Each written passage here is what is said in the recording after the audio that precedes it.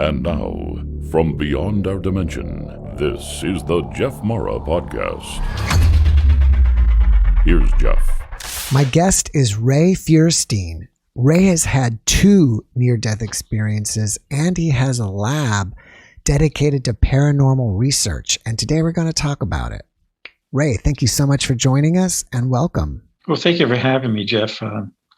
This is a great opportunity. It's something that I don't really often talk about, even though I kind of wrote it down. Mm-hmm. Well, probably you will be helping more people than you realize just by sharing your story. Well, I hope so. Mine are weird, Well, comparatively. I've read a lot of what you've had, and I've seen the videos, and in comparison, they're not. Everybody's individual, I guess. Right. For me, there's nothing weird on this channel, but if it is, it's even better. Well, then I'm there. All right. Well, let's start with your first one. All right. Well, I was 5 going on 6. And at that age, you say 5.5. Okay. But I was a typical, young boy. I took my sister's dollhouse, which I wish I had now because it was an antique. And I actually did a demolition derby on it and left it apart in the backyard. Of course, made her mad. And I was told to go out and clean it up. Now, it's probably about 5 o'clock at night, and it was late fall. So it gets dark early. And so I'm out the back, and the porch light's on, and I'm picking the pieces up and putting it where they told me I need to put it by the garbage cans. And I went to go back inside, and I reached for the door handle, and I just reached the door handle, and I felt this burning pain in my right ear, behind my right ear. And I went like this, and I hit a black wasp, and it fell on the ground, and it made me dizzy, and I got in the house. I managed to go through the back porch, through the kitchen, through our dining room, and into the living room, where my sister, she kind of speaks. She goes, "Oh my God!" I was blown up like the Michelin tire boy. My eyes were almost completely shut. I could hardly breathe. I had an anaphylactic shock. So she called. My father was away, and called my godfather to come over and get me to the hospital. And I don't know what about the ambulance or anything, but I went in a one of the police cars. The last thing I remember when I got in there was the officer saying to me, "Would you like the siren on?" I said, "Yes," and that's it. I died in the car. They got me to the hospital. Now, this is all other than what I remember, what I was told. They got me to the hospital and worked on me, and I did not, they didn't revive me. I was clinically dead for 15 to 20 minutes. Now, they did pack me in ice. That's something that they did tell me they did, which was to bring the swelling down from, the poison and the venom. What I saw was something a little different than what I've read and seen in other people's. Now, I'm 5 or 6 years old, so I don't have much of the world in my mind, at this point. I was riding on top, and inside this gray-black tornado. That's the only way I can describe it. I could see all the way down, and it was whirling all the way up, and I was inside it, and like sitting inside, hanging on to the edge, just riding it. But there were people, there was male voices in my ear. I wasn't really listening to them as much as they're just talking to me, like comforting me and everything. And I wasn't afraid. I never felt threatened or scared or any of that. I was just kind of, look at this, type thing. And they were talking all the time, and it was all very calm, very, serene type voices. They weren't very, there's no excitedness, nothing. I came into this area. I would say a room, but I'm going to say an area because it went on forever, black with little spotlight, just spots of light, very well-defined spots of light. And there are people in each one of them. I could see them in the distance. I could see movement. I could see people. And there were people standing around it, and there was people inside it. And I came rolling up to one, and inside the spot was two younger boys, probably my age, and a little girl.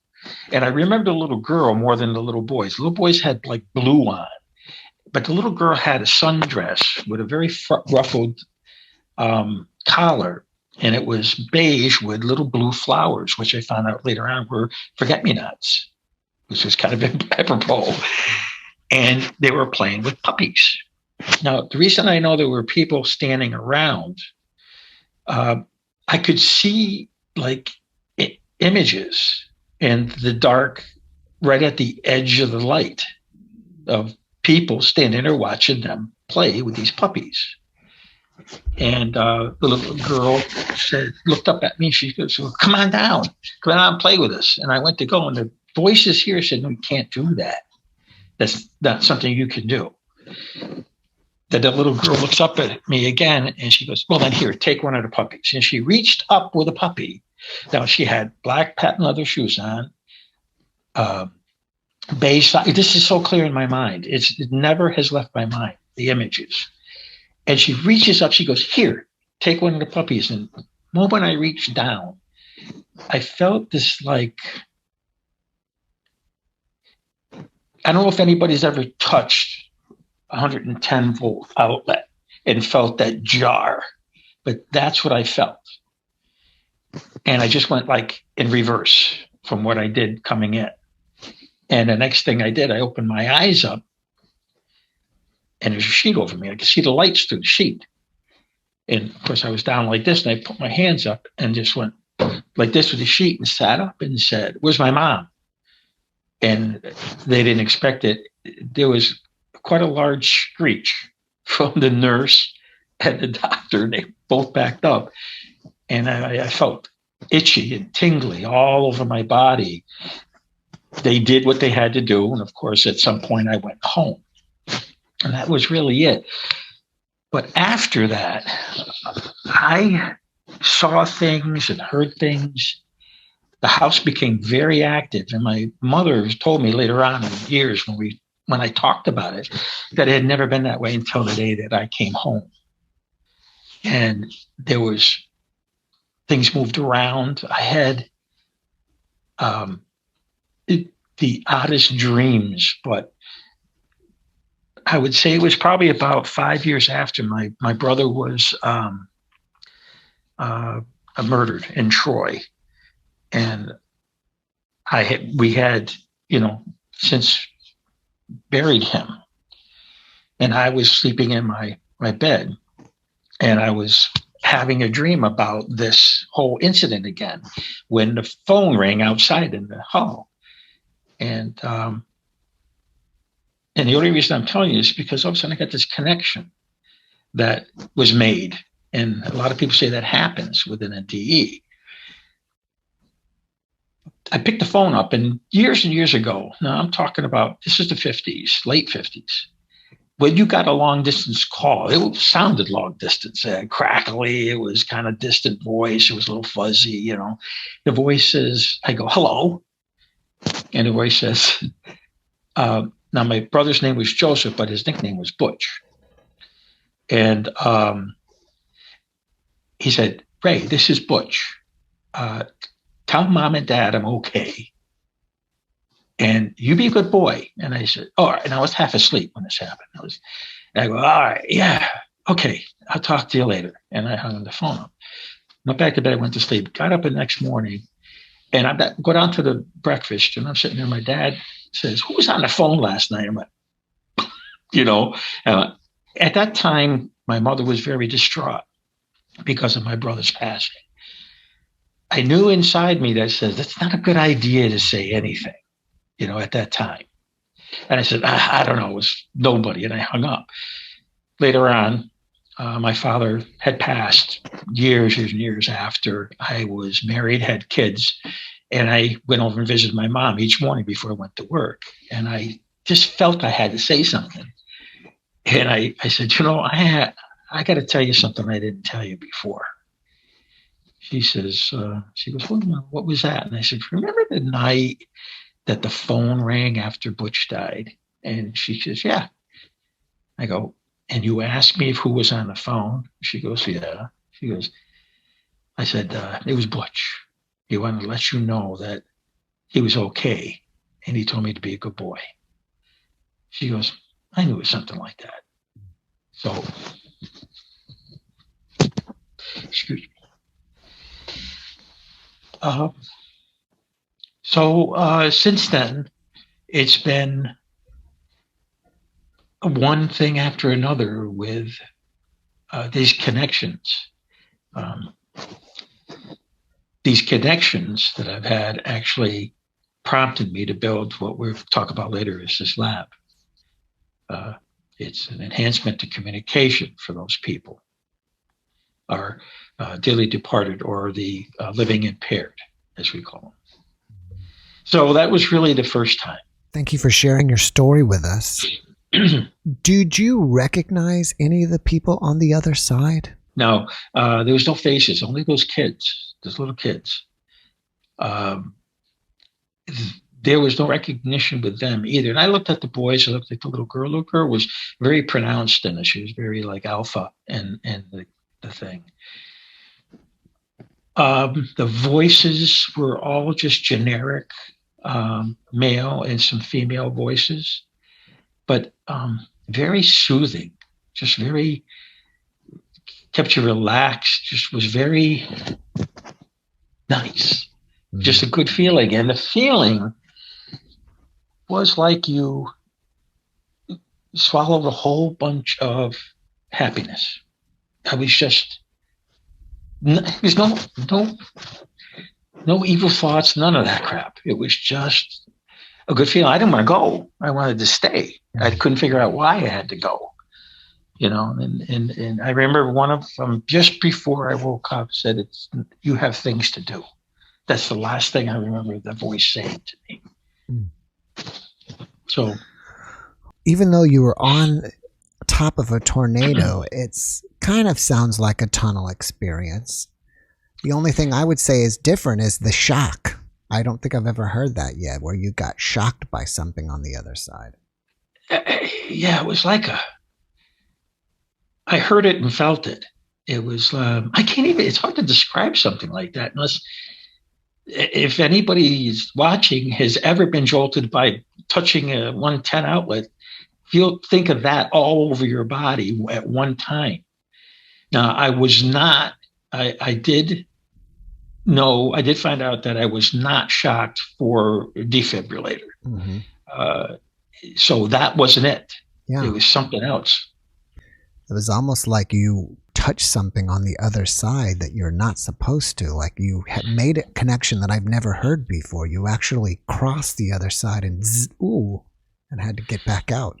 I felt I was forced to come back. I at that time, and there's other people saying they didn't want to go. I didn't want to go either. I felt very relaxed. I was all right. There's nothing that was bothering me. There was no, I mean, how many regrets could you have at 6 years old? Yeah. Right. I didn't finish my pudding. I don't know, Right. Didn't eat my vegetables. There wasn't anything, so, but that was a jolt. It was a jolt. I mean, the funny thing is that when I woke up, it's like, I don't know if you've ever had dreams where you were able to feel things and you woke up and you actually took it with you out of the dream and you still felt it, so much as the anxieties or any of that, because you have some of those. That's what this was like. This was like, I was in the middle of the jolt waking up, and it was like this, because I felt myself like, stiffen, up. And then I said I was very itchy and tingly all over my body for quite a while. Well, it definitely sounds to me like you established some kind of connection with the other side that caused all these other strange things to happen to you in your life. Yeah, you said the only reason I shared that story is because that was the very first one that actually just pushed everything else at me. It was like I said, I'll never forget it, Mm-hmm. and he was my older brother, and we did stuff together, but to have a phone, in fact, the phone ring was weird too. It was like a decayed ring. It rang. Brrr. That's the way it went. It was really weird. So Yeah, it's I amazing. told you this was weird. Well, I think I like the word amazing. I think it's an amazing story. Thanks. All right, well, let's go on to the next one. The next one, I was 17 years old. Mm-hmm. I was getting ready to go to prom. And the Friday before the prom date, I got a stomach ache, like an intestinal ache. So we thought it was the flu. Got the flu, got the grip, whatever. And so my father treated it that way. My mother and father treated it that way, and it got worse and worse over the weekend until Monday came. And at the time, the cure for a stomach ache was flat ginger ale and Phillips milk of magnesia. If I had a bottle, I'd hold it up. We have a little, thing going. But that's the cure. That was horrible to drink, by the way, and it was supposed to fix it, and it didn't. So, of course, my father took me to my RGP. The moment he got there, he said, "Oh, yeah, take him right to the hospital." And I got to the hospital. And I don't know if anybody had an appendicitis attack. It's not very pleasant. And it started to get worse and worse and worse. And I blacked out a couple times. They got me on a gurney, and I'm in a room waiting to go into surgery. And all of a sudden, my father's sitting there. All of a sudden, all the pain went away. Everything felt great. I said, "Oh my God." I said, it's okay. And if I said, "What?" And he goes, I said, "I feel great. I feel really, really good. I'm fine." So the only reason I felt fine is because it burst inside me. The pressure was off. Of course, I didn't know that. Neither did he. So he went out to the nurse. He said, "He seems to feel better." And she came running in, of course, and they threw me down on the operating gurney, rushed me in. And while I was sitting, I had to sit in a hall for a minute. I looked up and I got this tunnel vision right down to zero. They told me that I had passed away on the gurney going in to the operation. They revived me in the operation when I died again during the operation. So, with that said, this experience I had the second time was a little bit more flamboyant, I would say, the only way I can say it. There was a white light. There was white. I won't say it's a light. It was just white. And it was kind of like the white just gradually focused into beings that were there. Okay. They were on both sides of me and they were walking me through. And at the time, I didn't know any of my grandparents when I was growing up. I knew only my grandfather very, very slightly. He was very old. They're very old people. When I was a kid, I was the youngest in the family. And a woman dressed in white with a blue thing, like a blue necklace right here, like a jeweled necklace, stepped up to me. She says, "Wait," she says, "just, hang on, stay where you are. And, I'm your grandmother, Rose." I went, "Oh, I never met you." And she goes, "Oh, I know you didn't." She says, "You're going back because, again, you have something to do and you can't stay." And there was like a lot of other people around. They weren't interfacing with me. They were just kind of milling around. And there was colors and there was like countryside like setting, but very, very bright, like overexposed, but still vibrant colors, There was people around. There was a person on this side of me and a person on this side of me. And they were talking to me all along, just like they did when I was 5 and 6. They just talk, talk, talk, talk. That's all they were doing. And really didn't understand what they were saying, but it was very soothing, very kind of like just, you're all right, don't worry about it. Everything is okay. You know what I'm saying? Just a very simple, conversation on this side, just helping me through.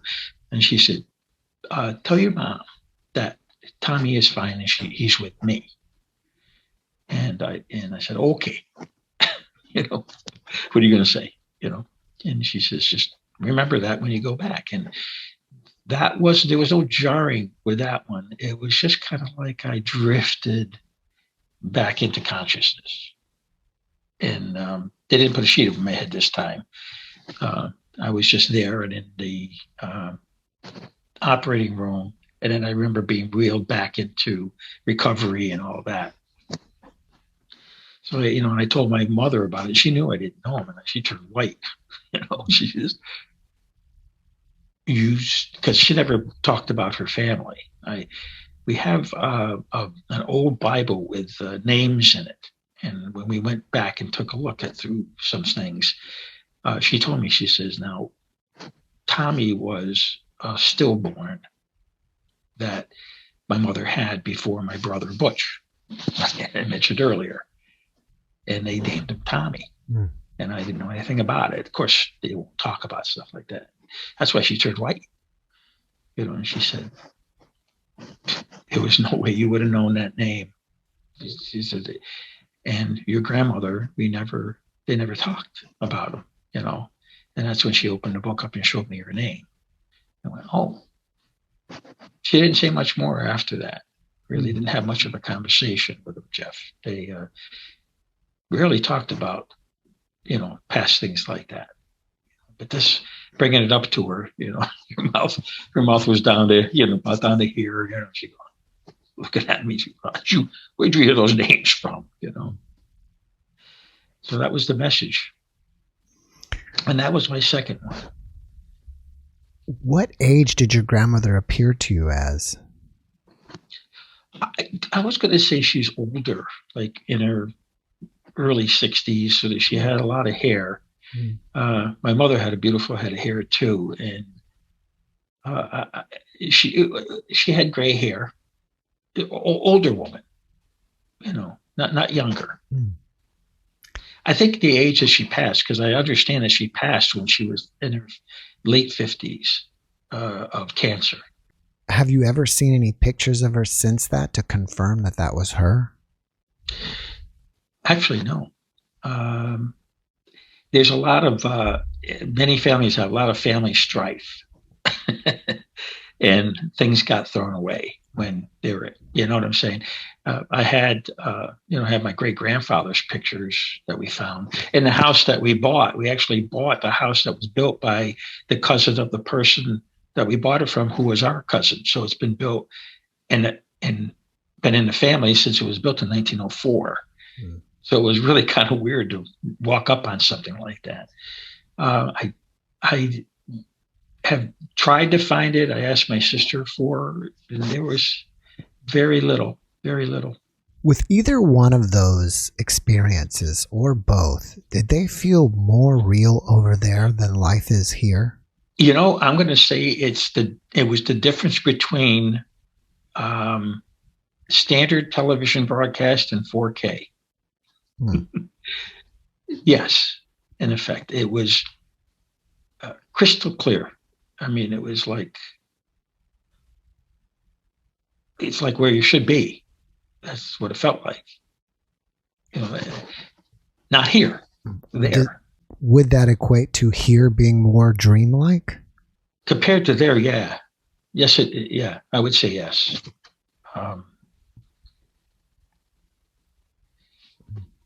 It's hard to describe some of this, especially when both times when it first started, it was like looking through the bottom of a glass, having a glass up to your eye and looking through it, and then traveling through that and then into this very clear, very pronounced, very, augmented scenery and area. Just very, very clear.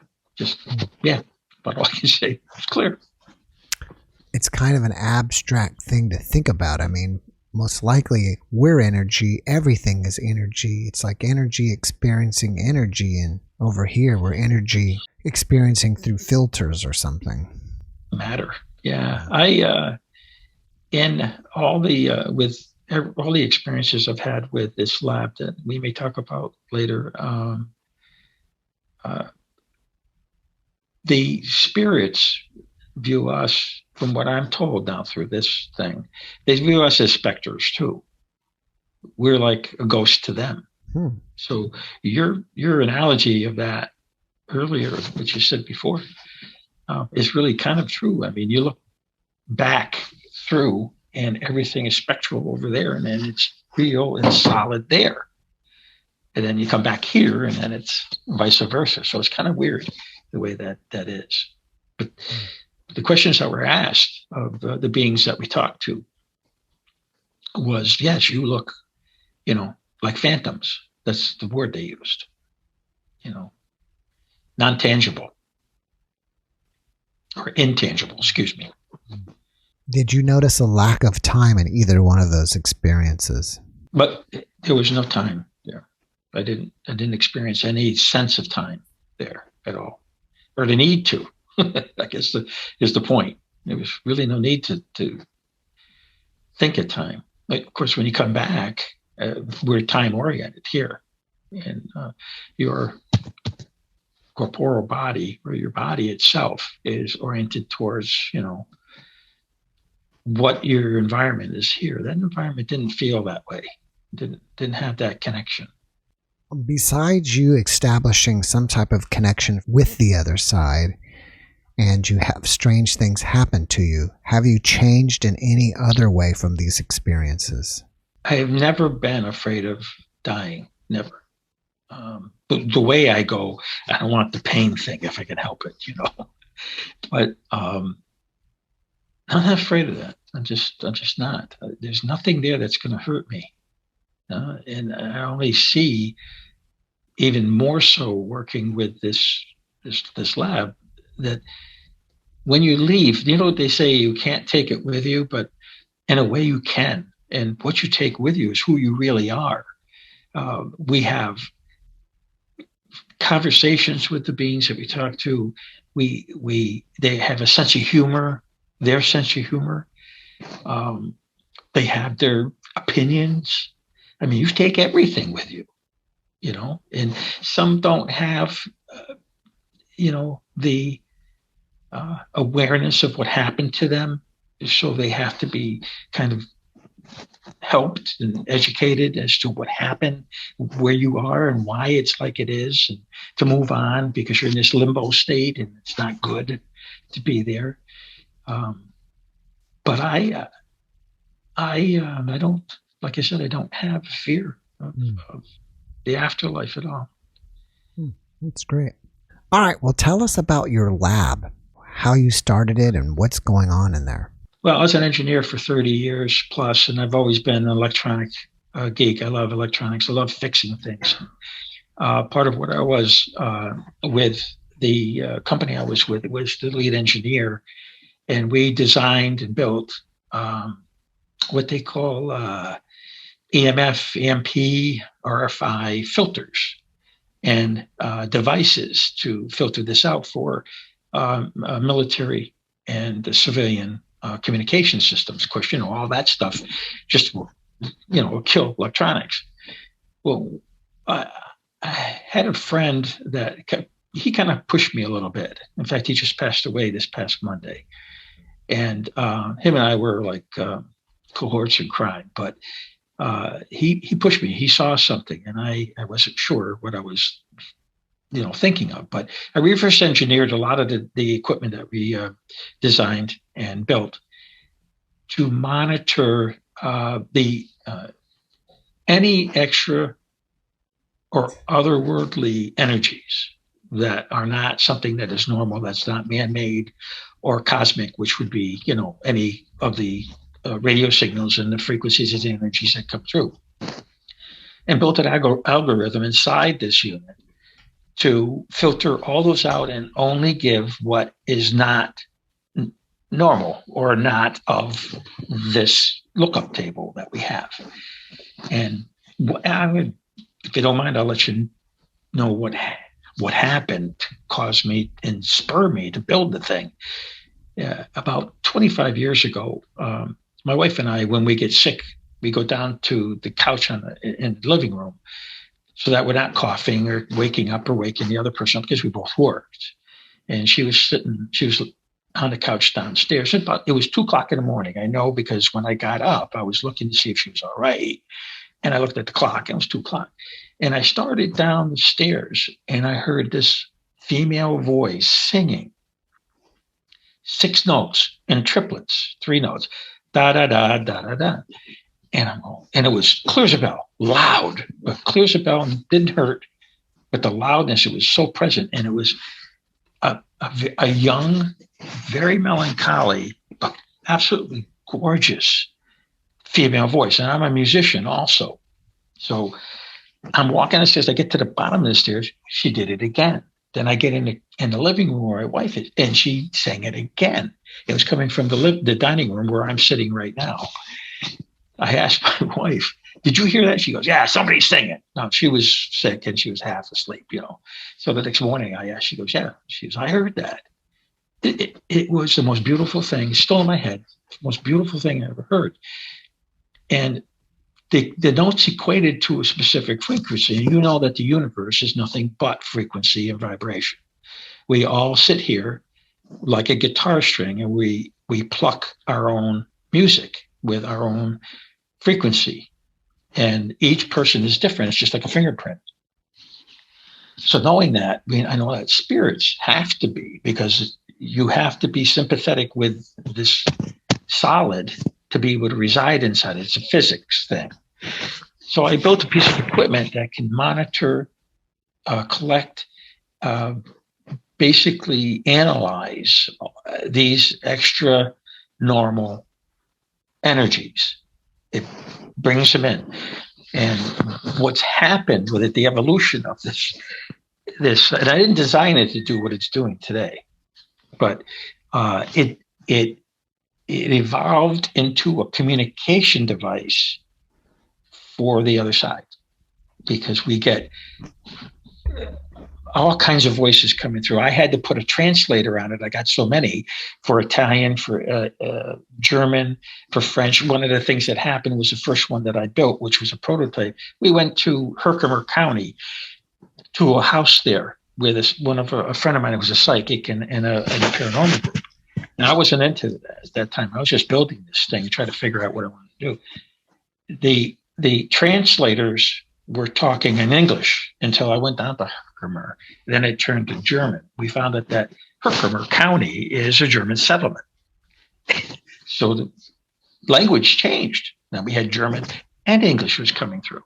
Then we went to Fort William Henry, which is in Lake George, New York. And it didn't change. It added from German and English to French because of the French-Indian War. One of these psychics that we had come up was a shaman Indian, and she said Iroquois was coming through. We had all these voices, but we weren't getting all the information. So I re-engineered some things, put some additional proprietary software that I wrote myself, and also built the equipment to bring these things into a piece of equipment that's going to be able to analyze it and bring it out. I've got a transcriber that now takes all the things and all the voices, all the sounds, and some things that we haven't heard, and spells them out in sentences. And we're getting full sentences from the questions that we ask. It's turned into an incredible communication device. Let me backtrack here. You are filtering out certain audio frequencies, or you said electromagnetic frequencies, or what are you filtering and what are you capturing? We're capturing all acoustical, audible acoustical, like my voice or anybody else's voice. Right. Electromagnetic, which would probably be basically EMP, if we want to put that. but the piece of equipment that I have is it pulls in all energies, all of it, radio, all the energies, and pulls it in. So you're pulling in every energy, but you're only pulling in the acoustical parts of that energy. Is that what you're saying? Yeah, basically. Yeah.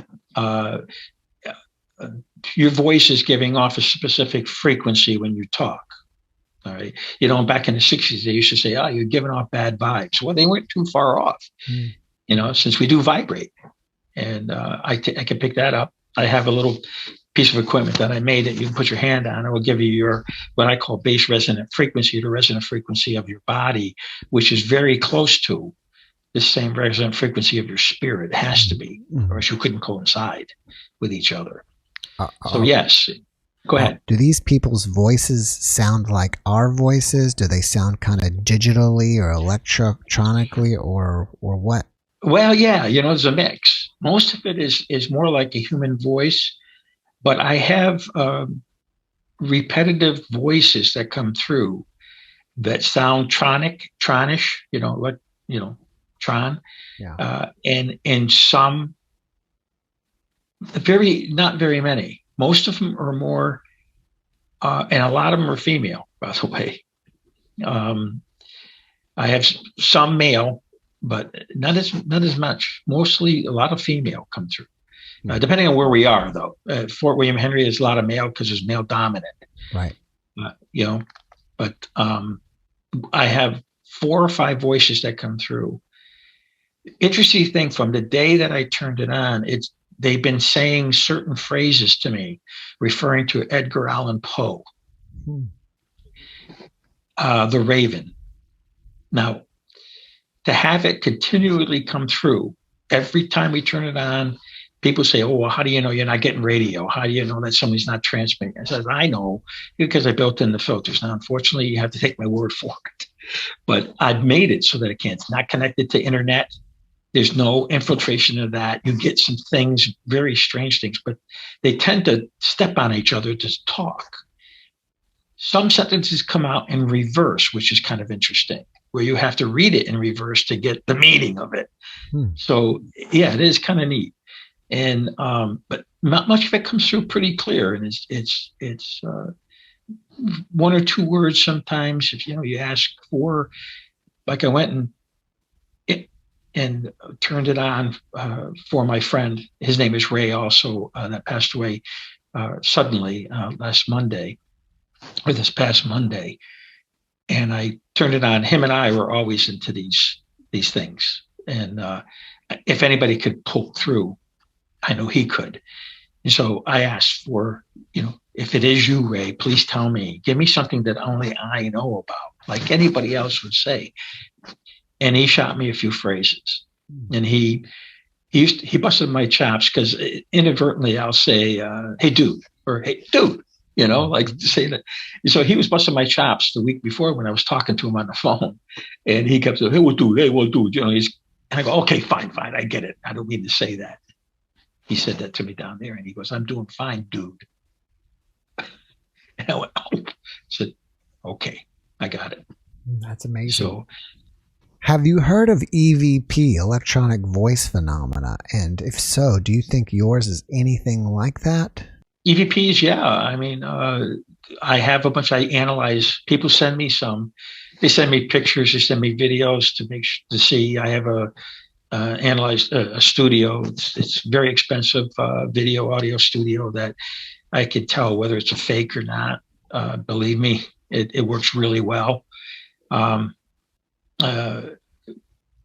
EVPs, there's freer EVPs, which we're finding happens a lot, where you actually hear the voice in the air. It's not something that you have to record and listen back to, I have something similar to an EVP recorder built into the system, so we don't have to wait. We can get the answer.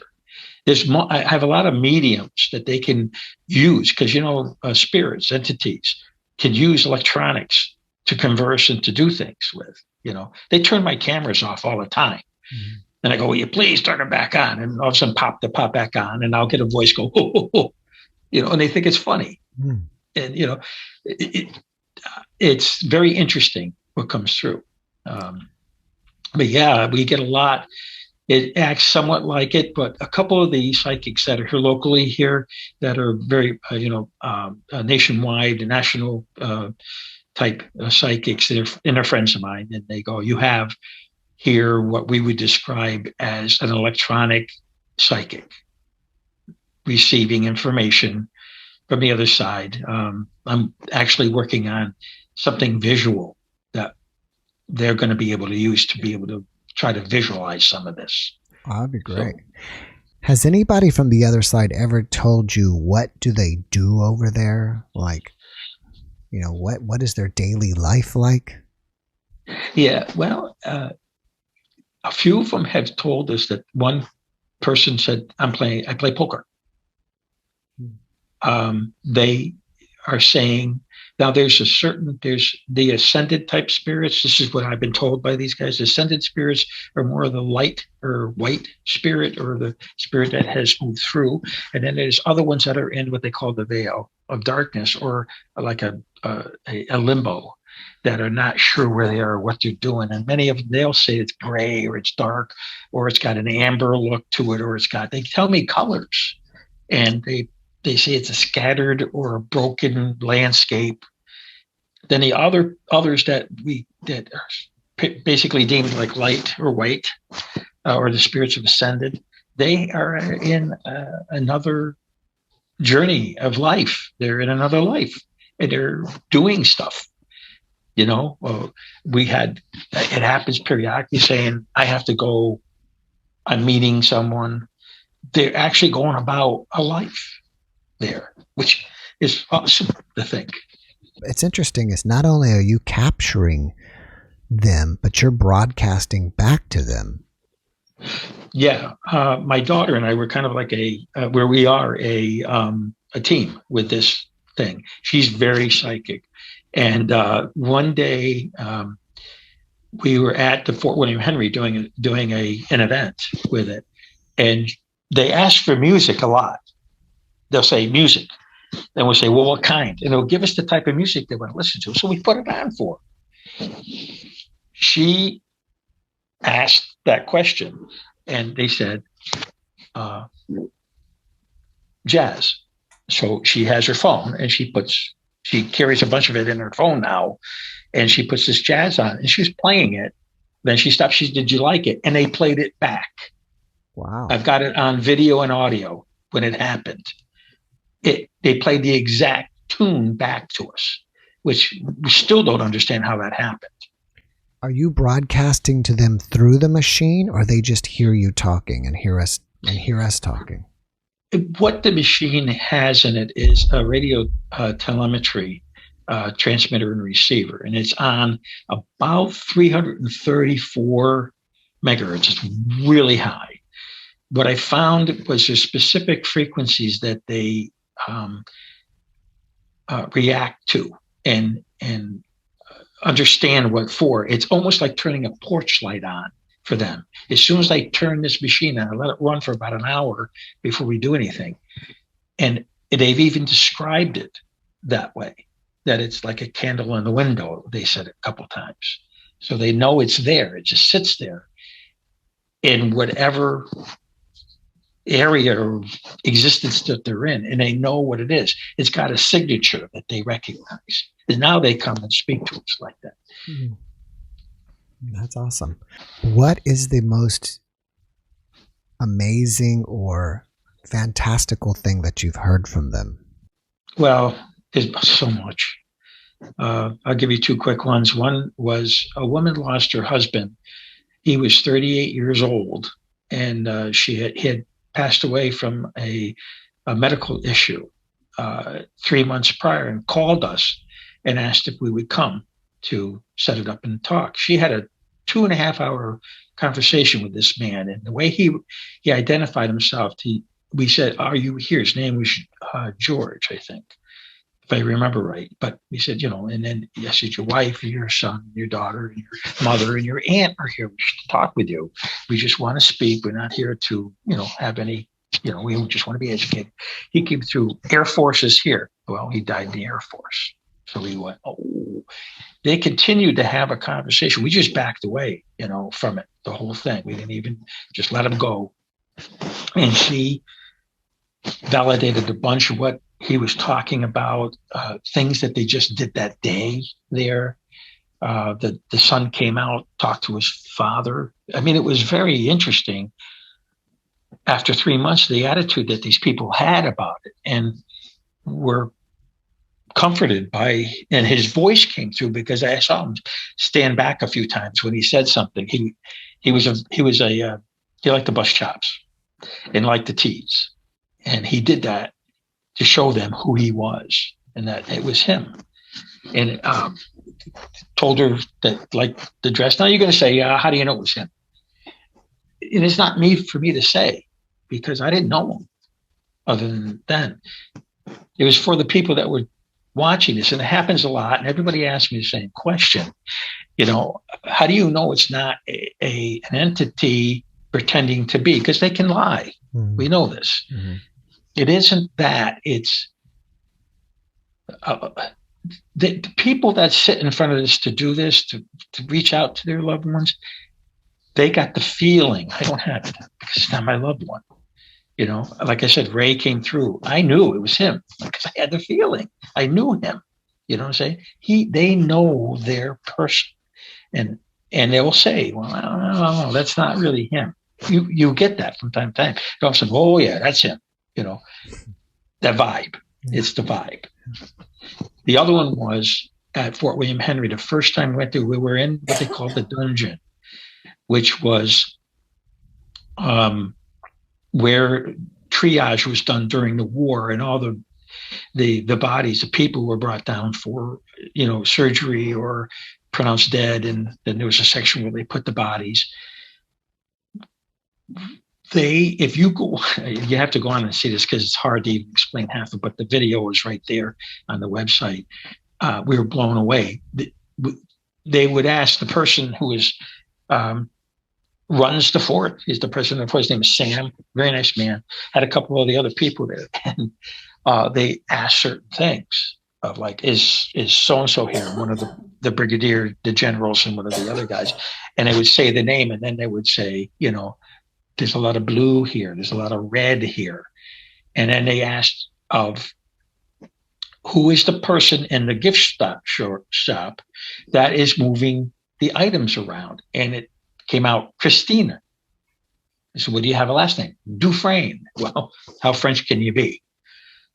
They went back into a manifest, one of the manifests over there, and they found the name. And she was, put this nicely, a familiar to the soldiers. Okay. But she also worked like a chambermaid and things like that. And there was another person that they asked about, who is by the steps near the entrance to that's always hanging around the steps, because these are images that people see, the people that run around. So they see these people, they know they're there, but they don't know who they are. And his name is Mark. He said, Mark. And the interesting thing about it, one thing about what happens with this, we find them talking to each other through this device where they normally probably can't. And there's conversations. We just back away and listen to it. It's amazing. Some of the conversations. A father and a son connected. He said, Billy, is that you? And he says, yeah, Dad. And we will, holy crap. It stood you back. I got chills thinking about it, but we have a lot of it. It's all videoed. It's uncut. We don't put anything in. You get what you see, but I make sure that we take video and audio samples. And those are minor. Those are some of the minor things that's happened in it. The last time we were there, and I want to tell you this, at the end, we thank them. We thank them for being there and talking with us. What I start off with is, we're just here to learn, to talk with you, to see if there's anything we can do to help you. It's all good stuff. You just tell us if you don't want us here, we'll stop. And at the end, we say, thank you again for having us in here and talking with us and being part of our group. When we did that, we were in an area where there was it was kind of like a giant diorama of dressed mannequins in the time frame, and a backdrop of how the valley looked like during that. A gunshot went off. Now, we were broadcasting at the time, and the person at the other end said, "Was that a gunshot?" And we heard it. Nothing fell. There was nobody else in the room but us. That's amazing. It shocks me. What is the website where they can go watch these videos? It's facebook.com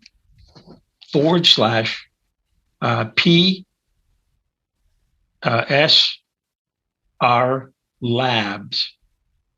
Okay, it's on the Facebook page, PSR Labs. All right. So you should be able to get to it. And I'll put a link in the description to help people find that. Yeah, you can type in Paranormal Scientific Research Lab, and it'll direct you to the Facebook page too. All right. Please take a look at the videos. They're astounding. Have you been contacted by anybody in the scientific community about your work? Not really. We're pretty young out there. And I'm really not sure how to do that if we were going to, but I'd like to talk with someone. But there's things that I want to build, and there's a point where nobody knows everything, And I'm going to tell you, I felt pushed to build this thing. Mm-hmm. The information on how to build it and what to do and the next step to take has been it drives me crazy sometimes.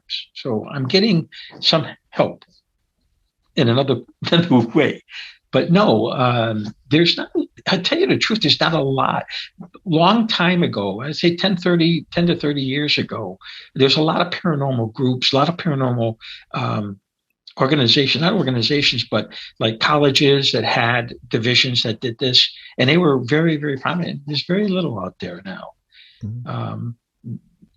The professors are all either gone or they're part of the people that I talk to through the lab at this point. They've passed away since, Mm-hmm. But no, not really. But like I said, I haven't pushed it out there for anybody to really see that part of it, and maybe get someone interested to come and talk to us.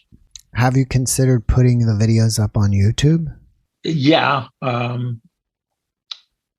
I just got permission for that because I don't do anything unless I have permission of the people that are in the videos to do something like that. So I just really gotten permission to be able to do that.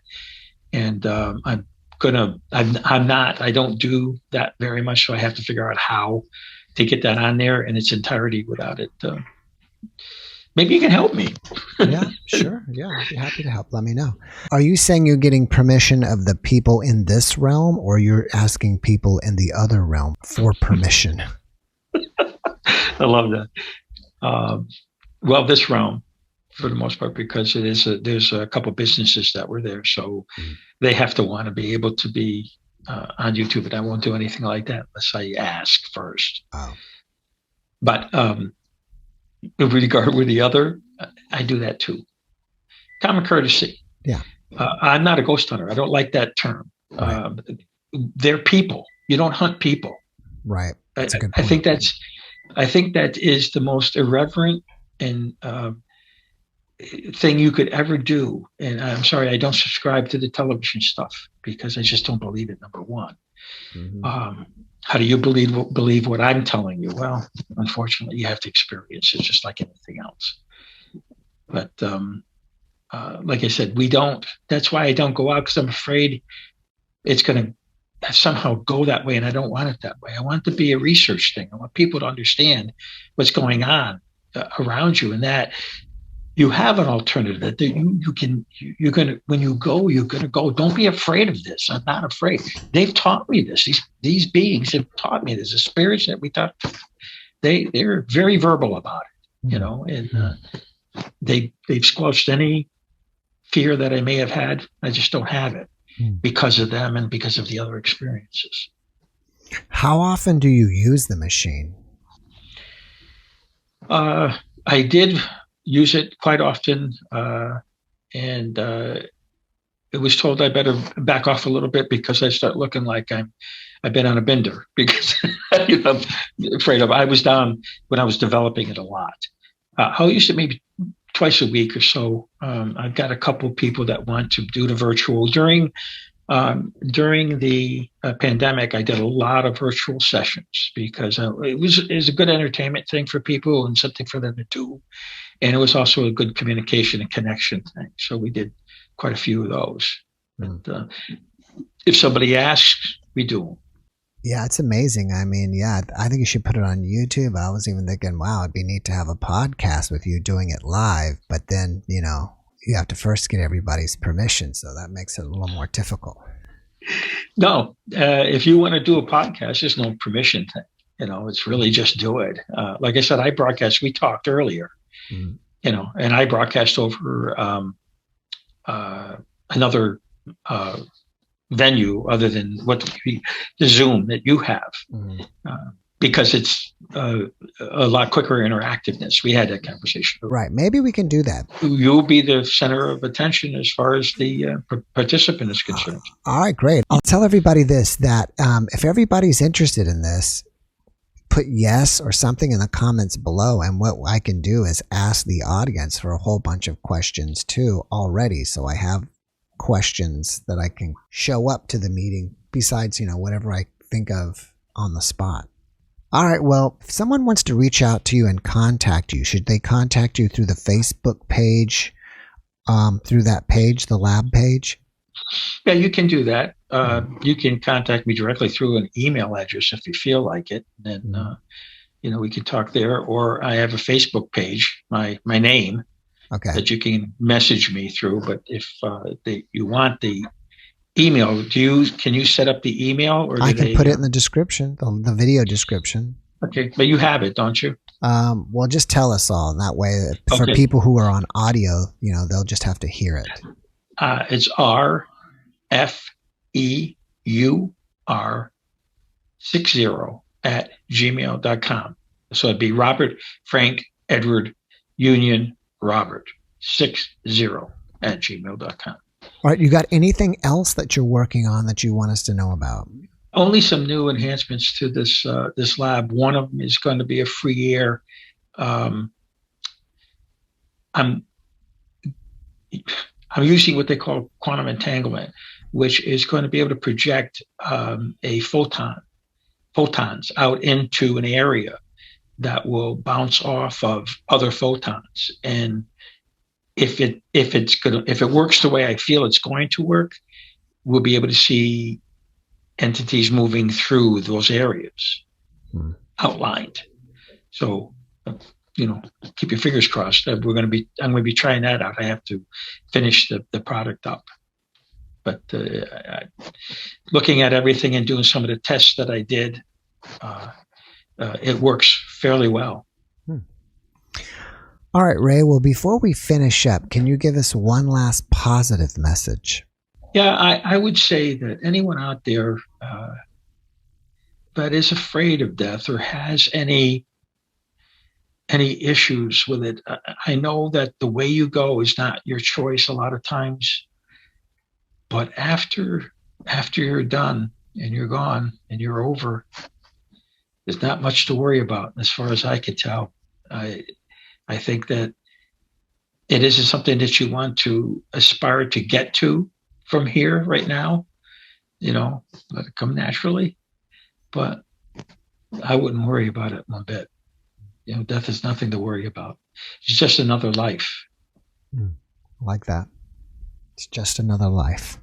All right, Ray. Well, thank you for that message. And thank you again for being my guest. I really appreciate you and I wish you the best.